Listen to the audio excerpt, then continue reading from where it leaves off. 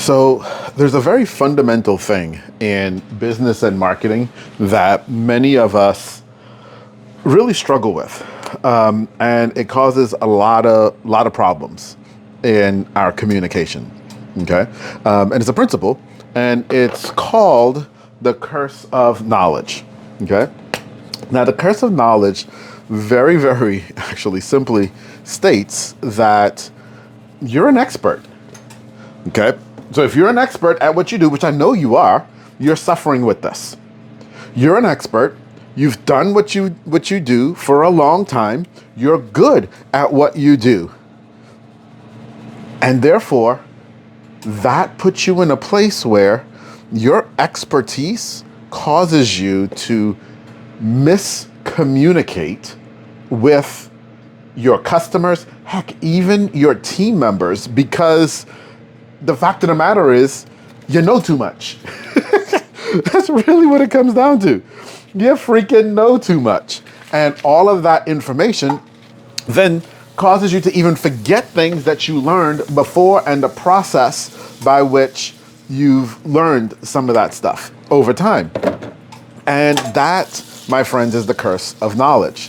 It's what causes us to communicate in ways where we're sharing stuff and it's way too advanced for the people that we're sharing it with. Even if we think they may be smart enough, right? And it plagues all of us. It really does. And I've worked really hard to try to understand when I communicate that way and think about how I communicate with you and really not exist there. And then today happened. About an hour ago or so happened. And I realized that I've been failing you. Yep. I have been flat out failing you. I've been failing you in communication because I've been existing in a place of knowledge. And I've been using my curse of knowledge, and I didn't even realize. And that's the thing about the curse of knowledge. Very often when you're communicating using your curse of knowledge, you don't even realize. And so what happened today was I was reading the book Oversubscribed. And as I'm reading the book Oversubscribed, he started talking about something that I'd known for a lot of years just kind of intrinsically, and that Amara Omaregi actually taught me the science behind about 4 years ago, and that I used to talk about a lot more that I'd stopped talking about, that really helps you as a business owner understand how to position and market yourself, and why sometimes what you're doing doesn't work. Okay? So you've been around, you've heard me talk about the fact that a lot of us are using all kinds of tactics to do our marketing, and we think that that's something, and it really isn't. And sometimes we take those tactics and we turn them into some of us want to call a strategy, right? And then we go out and we're on social, or we're doing other marketing efforts, and we still don't understand why it's working. And you've heard me say that it's because what you're missing is understanding the theory behind why the marketing would or would not work. The theory behind what it is your customers actually want to hear and learn from you. The theory behind the journey that your customers need to take with you in order to become your customer, right? To build that know, like, and trust. And you've heard me talk about it as why, how, and what. Okay? Why, how, and what. And then you've also heard me say that your why content should be 70% of your content. 70% of your content should be your why content, that content that's philosophical, that content that really connects with your audience and builds camaraderie, and lets them know that you believe what they believe, etc., etc. Okay? But why is that the case? And this is where my curse of knowledge and where I failed you.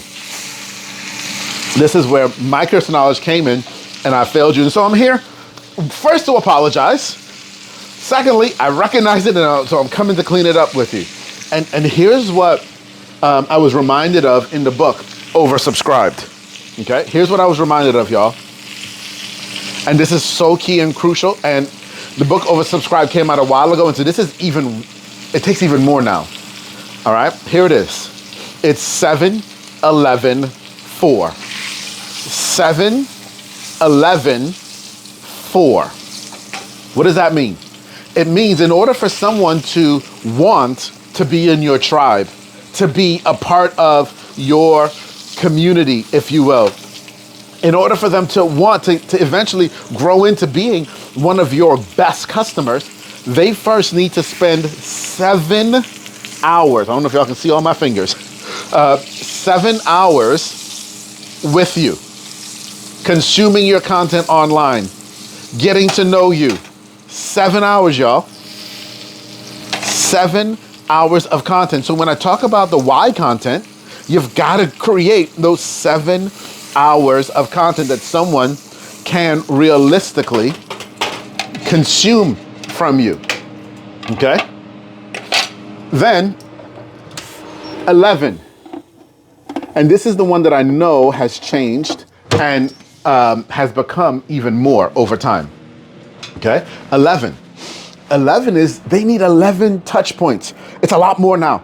In those 7 hours, they need 11 different touch points with you. And like I said, it's a lot more in 2025, going into 2025 right now. People need touch points with you in those 7 hours. They need to communicate back and forth, share their ideas, like, comment, subscribe, all of those things, reply to emails. All of those things are touch points. Those are all touch points. And this is before you make them an offer for the thing that you do. This is before, right? We have to build our audience first. Right? So that's 7, 11, and then the 4. The 4 is they need to see you in 4 different environments. They need to see you in 4 different environments. So maybe they saw you on LinkedIn, and maybe even on LinkedIn, and the environments get interesting here, because maybe on LinkedIn they're seeing you and you're always in a certain background, always doing a certain thing. And so they see that. Maybe they need to see you cooking a steak. Yeah, that's why I was cooking a steak on camera, y'all. It's a different environment. Heck, I'm not even wearing a hat. It's a different environment. They need to see you in at least 4 different environments. This is why it works. This is the theory behind why it works. And it's crucial that as you're looking at your marketing, overall, that you're considering where and how am I building that 7, 11, and 4? How in the world am I building that 7, 11, and 4? I would love to know some of the ways that you're building that 7, 11, and 4. So leave me a comment. If you're seeing this in the newsletter, reply to the newsletter. Want to hear from you. Thanks, y'all.